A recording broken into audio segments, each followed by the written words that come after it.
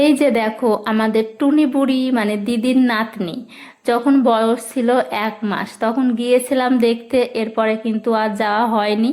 তবে ভিডিও কলে তো প্রতিদিনই দেখা হয়, আর এখন তো হচ্ছে বয়স 7 মাস। তো যাই হোক, দেখো দিদির কোলে আর কি বসে আছে, মানে দিদার কোলে। তো যাই হোক, আর পাশে তো মা আছে।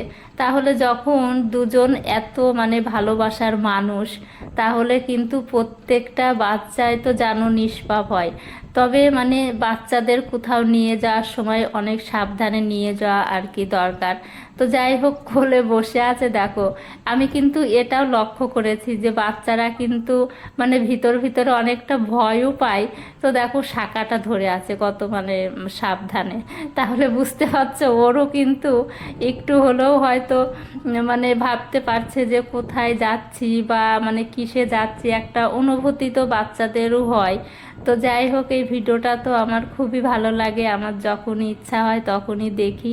আর এমনি জানি না আবার কবে দেখতে যেতে পারবো, এই জন্য তো ভিডিওটা আমি বারবার দেখি দিনে।